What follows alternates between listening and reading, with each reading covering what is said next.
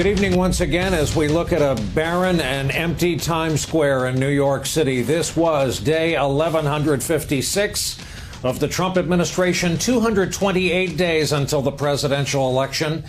It's been 9 days since the World Health Organization declared the coronavirus a pandemic. And while there is no joy in saying this whatsoever, despite the numbers you are hearing each day from the White House briefing room, the cavalry is not going to make it in time to save some people. In fact, for some, the cavalry is not coming at all. It's happening too quickly. We lost too much time.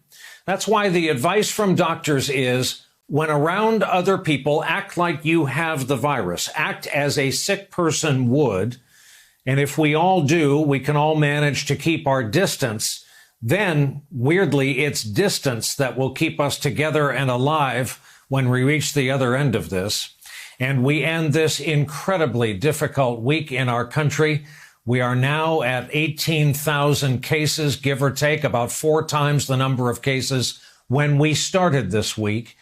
And who among us didn't expect to read some version of this?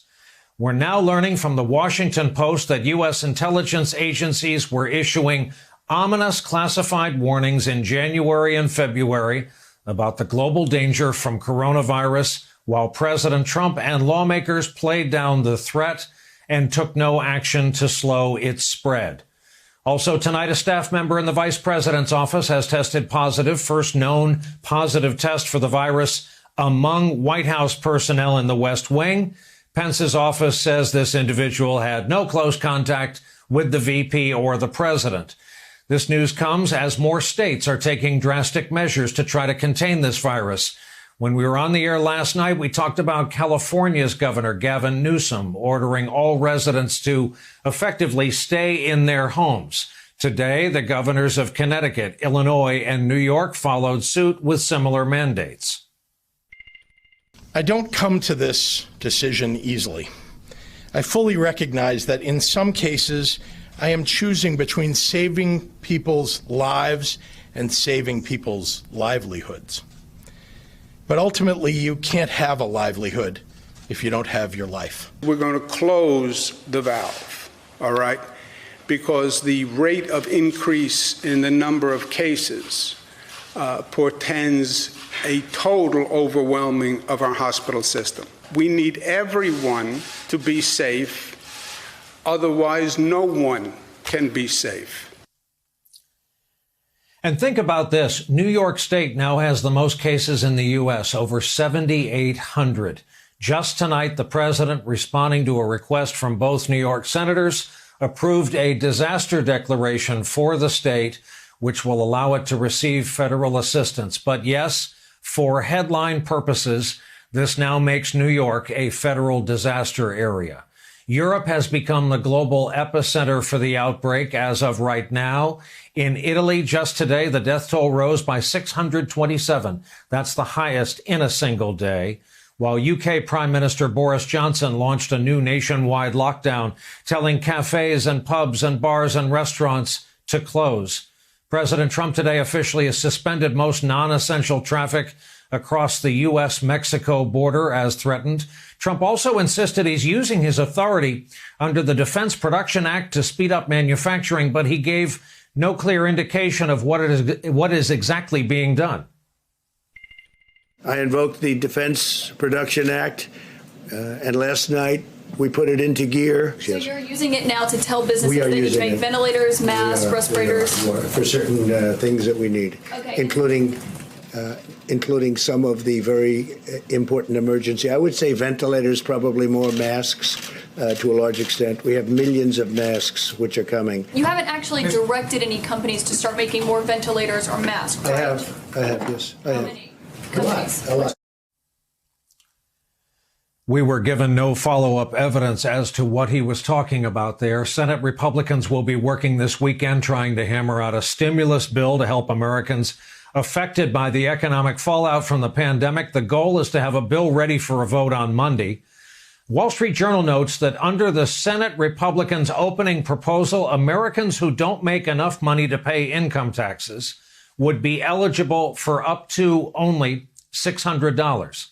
Trump did announce that April 15, the tax deadline, would be pushed back, the suspension of some federal student loan payments as well. We're moving tax day from April 15th to July 15th. Families and businesses will have this extra time to file with no interest or penalties. Secretary DeVos has directed federal lenders to allow borrowers to suspend their student loans and loan payments without penalty for at least the next 60 days. And if we need more, we'll extend that period of time.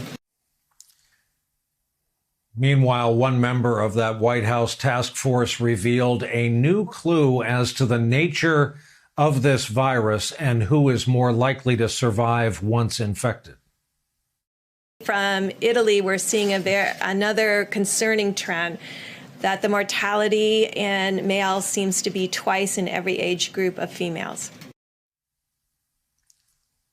Dr. Anthony Fauci, you see him there on stage, also tried to manage expectations concerning one of President Trump's pronouncements, the anti-malaria drug that the president was talking up so aggressively yesterday. Trump said the FDA had approved it for the virus. Not true. He thinks it could be a game changer. Here is Fauci on that subject.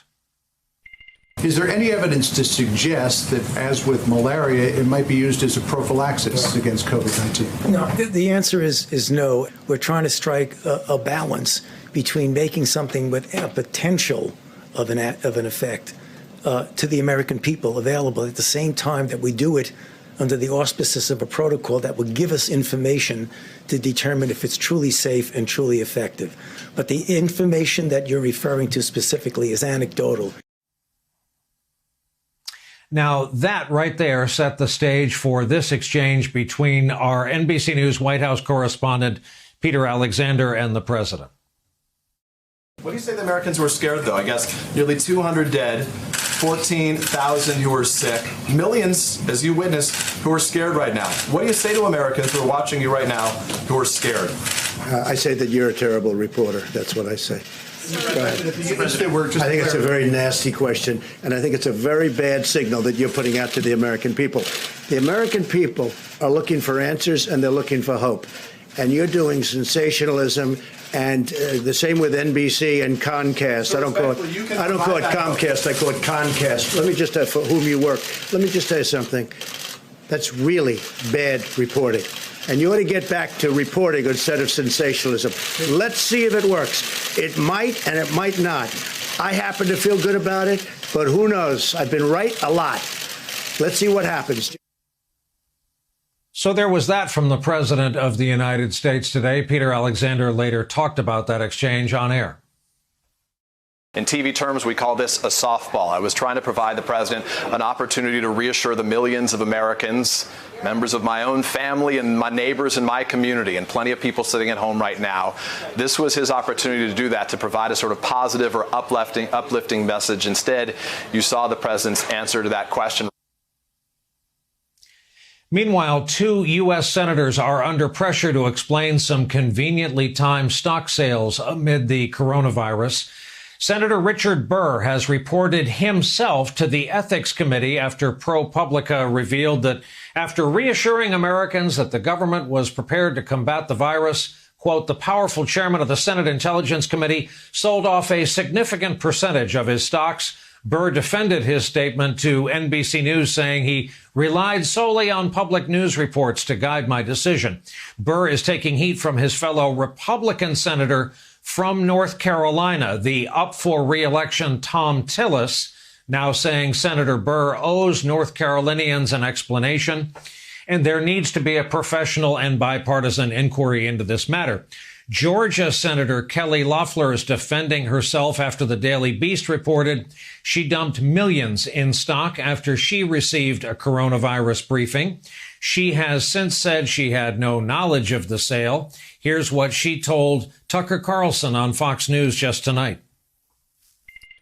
These were called closed meetings. They weren't classified. They were closed. But as soon as I got out, the information was already on Twitter. It was in the public domain. None of us believe today what we believed on February 1st.